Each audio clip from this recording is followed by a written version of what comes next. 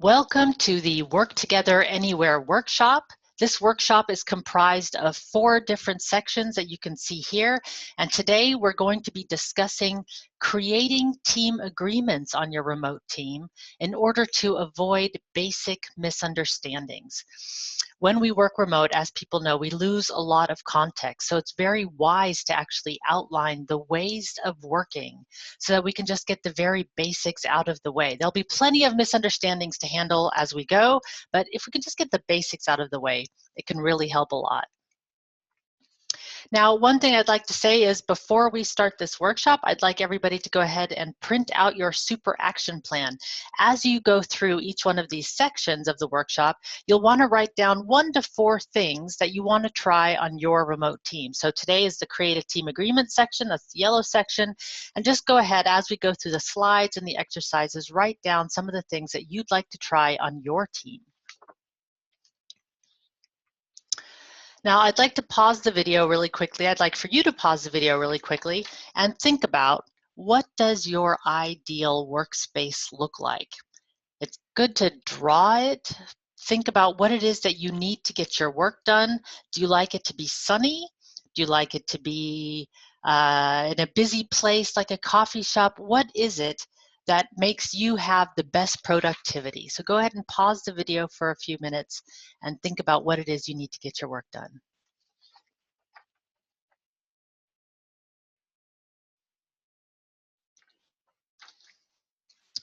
Now, one interview that I'd like to highly recommend is with Teo Heron. He is a Swedish productivity expert, and he wrote a book about working where we're most productive. You can find that on the Collaboration Superpowers podcast, episode number 29. And Teo just talks about the importance of finding where you're most productive and then setting up a workspace to meet those needs. I'd like to show you some of the work spaces that I found throughout the interviews that I've done. This is my own personal workspace right here. So you can see I have an electric sit-stand desk. There's also several monitors. I have a great coffee machine. That's also very important. And a garden that I'm looking out to. I really like that, and it's very quiet. So this is my space where I like to do my work and where I get my best work done. Now, this is the space from the head of the UK Telework Association, and she finds that in the winter in the UK, it's just too cold. So she takes this mobile home and drives to the south of Europe. And as you can see, there's all the equipment, there's the satellite dishes and everything that one needs in order to get work done. And she'll just work from here in a warmer climate. So that's where she's most productive. This is the home office of Hassan Osman, who is a senior project manager at Cisco Systems. As you can see, he is very, very nice and tidy and very organized with everything that he has. And this is the office of the graphic designer for Collaboration Superpowers. He's the one that makes everything so bright and colorful, as you can see from all the materials. And you can see his office is quite different from Hassan's office. There's CDs and music and stuff all over the place, a totally different atmosphere. And if you put each of those people in each other's offices, they probably wouldn't function very well or be as productive. This is Piero Tofanin. He is a digital nomad, so he is actually working while traveling, and he took 2 years to travel the United States with his wife in a camper van while coding to pay for expenses. So this is Piero working from anywhere, and he liked to be in nature. And the last office that I will show you is the office of Ricky Guest from NASA, the survey part of NASA. And as you can see, he has more monitors than I do. He even has a drivable robot here. And this is where he's most productive. He needs a bunch of gadgets and knobs and things to twist and turn. So everybody needs something different. And that is really the point of this, is that some of us love chaos and some of us love order. But how do we make it work when we're a remote team, when everybody has all these different styles of working? And well, that's where the team agreement comes in. We want to set expectations for how to work together. And there are some very simple ways to do that. But first, before we actually go into setting the expectations on how to work together, I want to bring up something that a team agreement addresses that most people don't think of, and that is culture. When we work on remote teams, we're often working with people from a variety of different cultures. And when we're creating team norms, we're actually defining the culture on our team. Culture is defining what normal behavior is. So here's a quote from The Onion, which is one of those spoof magazines that's just sort of a funny magazine, and it says, stereotypes are a real time saver. And it's true, when we stereotype, we save a lot of time, but it's not often useful to stereotype. In one of the interviews with Vanessa Shaw, who we'll see in just a second, she says, ask yourself, are you a typical, and then insert your nationality. So I'm an American, and if somebody were to ask, am I a typical American? I would say, no way, I'm totally not a typical American. Maybe in some ways I am. But so stereotypes often save time, but they're not very useful on a remote team. So here's Vanessa again, like I said, and she says to slow down and inquire about context. Ask ourselves, what else do we not know? And you can see her interview in episode number 54. Bart Van Loon is a outsourcing manager, so he outsources companies in Europe with people in Pakistan, and he says that they are sitting as far away from you as you are from them. So if it feels weird to you, it probably feels weird to them also. And then one of my favorite quotes from Ralph van Roosmalen, an agile coach here in the Netherlands, he says, remember, every person has their own user manual. So really, when we get down to it, each person is different. Like we saw in the offices, each person has their individual preferences. Trust is something that everybody wants on a team, remote or not. And I believe that on remote teams, trust is built through reliability, consistency, and responsiveness. So, can I rely on you to get high quality work done? And are you there when I need you? Can I find you when I need you? So when we focus on these three qualities on a remote team, we really focus on building trust. So let's get to the team agreement and how to create that. Now, there's no real wrong way to create a team agreement, but what I'd like to highlight here, I'm covering Phil up here, is a method that I learned from Phil Montero from the Anywhere office, and he calls it the ICC workflow, which stands for Information, Communication, and Collaboration. And what we do in the ICC workflow is that we break down our I've got a worksheet for you. You should have this in the workshop materials. And what we do is we break down everything on the team into the categories of information, communication, and collaboration. So what kind of information do you need to share and where is it? Is there a centralized file system? Is there a centralized calendar or task system? How do you track time? Is there an intranet? All of these things. Then the next is communication. How do you want to communicate with each other? Is it via instant messaging? Is it via Slack? Is it via email? Is it video calls? What are the protocols for that? Now, I'll give a good example in that case is I had a colleague once who used email like an instant messaging system. So you would just get a barrage of emails, one after another, with like random thoughts in each one. And it's not difficult to manage, of course. You can simply delete the emails that don't need a response and respond to the ones that do. But what happens on a remote team is that it becomes annoying, and that over time, you then want to stop working or communicating with that person because you know you're going to get this barrage of emails back with random thoughts. And this is what we want to avoid on a remote team. We want to sort of normalize our behaviors so that everybody understands what's expected of them. The last category is collaboration, and that's basically how are we going to know what each other are doing? How tech savvy is the team? Where is everybody located? What are the time zones? How are we going to know what everybody else is doing? Do we need to work certain core hours? So this is the very basic outline for creating a team agreement. And what I would just say here is go ahead and pause the video again and fill out on your worksheet some of the basic things on your team, and then maybe take your team through this process, and I'll discuss the process in just a second. But just going ahead and talking about all these things, I'm sure will uncover a few things where the team could align better. So now there are several ways of doing this. One of the ways of doing this is using an online sticky note board, which is really simple to do. This is Linoit, and Lino.it, I should say. And basically what you can have people do is you break things into the different categories. So here we have the information category, the communication category, and the collaboration category. And we just break things down into those three categories and then have everybody post in there what they think would be the most ideal way of working. So you can see here that somebody wrote 24-hour response time, or eliminating email, or Skype, or every 2 weeks face-to-face. Just have everybody put in what they think, and then we can open up the conversation to talk about it as a team.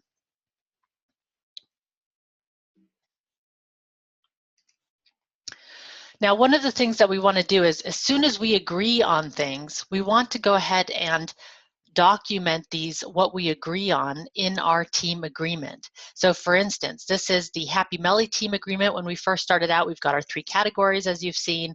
So in information, you can see here that we've got a shared wiki that explains all the processes and our philosophies. Our tasks are tracked in Trello, and we update each other with "I done this." Under communication, you can see we talk in the Amsterdam time zone, and we have ongoing virtual coffees. And we use Slack, and we just outline some of the basic protocols. And then collaboration, you set up your own quarterly OKRs and submitting peer review and regular retrospectives. So all of this gets outlined in the agreement. Now, you see over here where it says living agreement, and the reason why it says that is because every team agreement is going to become obsolete rather quickly. I'm going to say every 3 months or so, you're going to want to do a review of the team agreement to make sure that everything in there is still up to date. Because as we work, as new tools get developed, we're going to evolve our ways of working, and you want your team agreement to reflect that, because as soon as it becomes out of date, it becomes non-useful.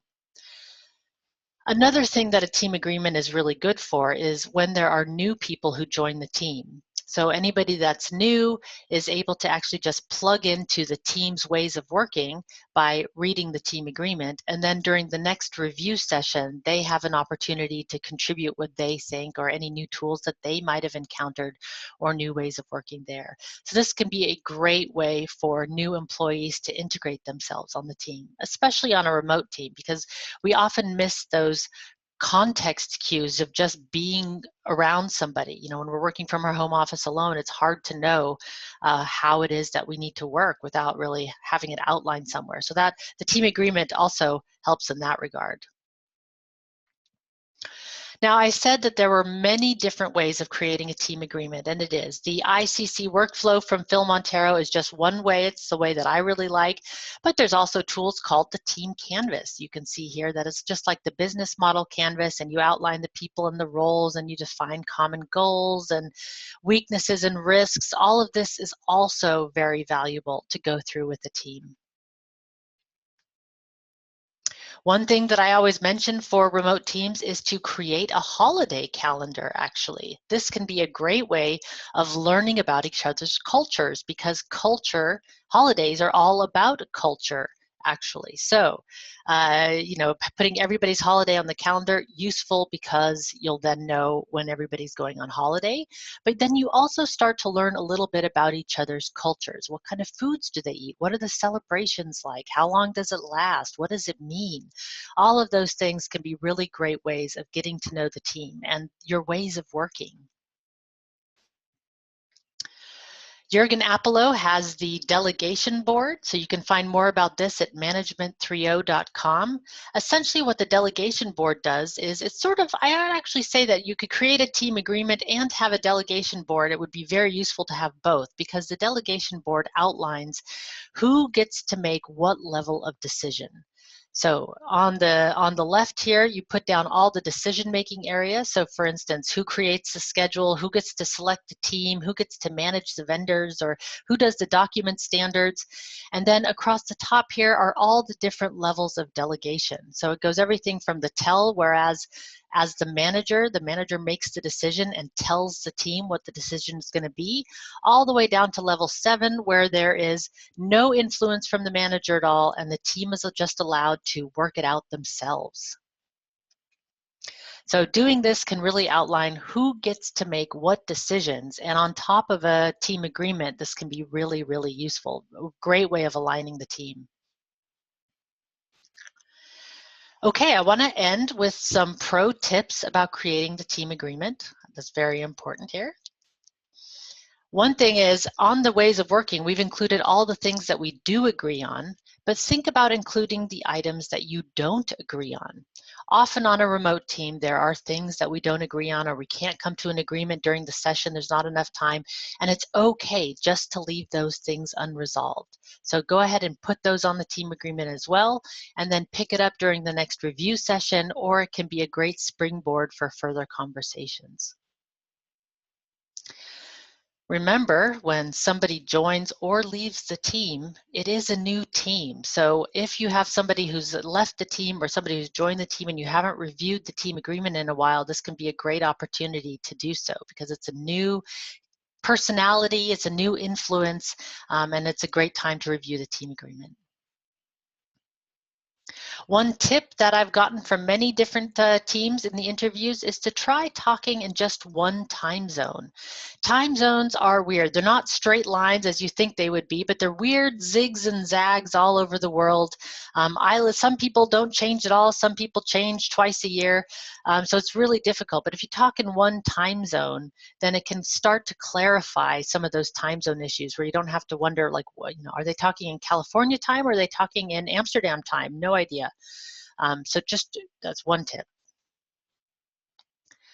Another tip is to use the team agreement as a way of establishing your communication etiquette.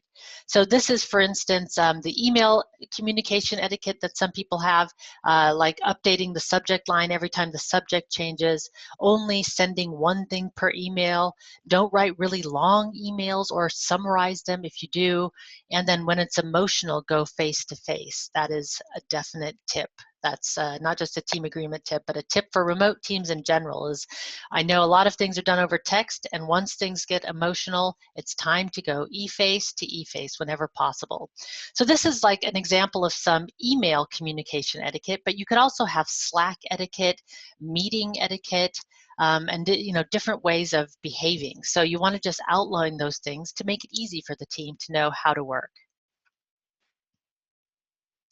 If you have the luxury to hire a remote office manager, or maybe there's somebody on the team who would want to take on this responsibility, put somebody in charge of logistics. So by logistics, I mean somebody who is going to schedule the team agreement reviews or even just the first session, somebody who's going to follow up on some of the unresolved things in the team agreement. Just put somebody in charge of logistics, because when nobody is specifically responsible, then it tends not to happen. And keep it simple. You don't want to have a huge long list of rules. You really just want to have the basics in your team agreement.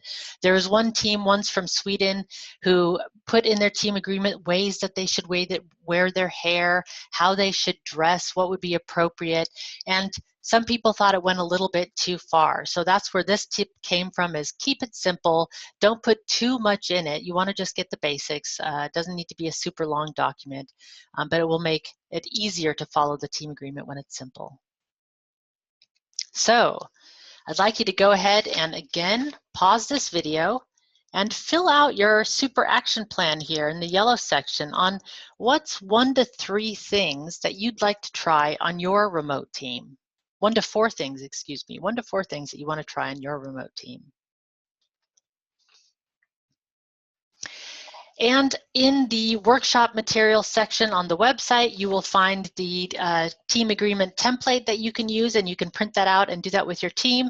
And I've also given you a very, very detailed guide from Lucid Meetings, one of my favorite online meeting organization tools. And I helped them to write this guide on how to create a remote team working agreement. So if you want step-by-step instructions and an agenda format, go ahead and you can download this facilitator's guide in the workshop materials as well. So I hope that this has been useful, and I hope that you will try a team agreement and that it will make your team more awesome. All right, and go ahead and go to the next section of the workshop.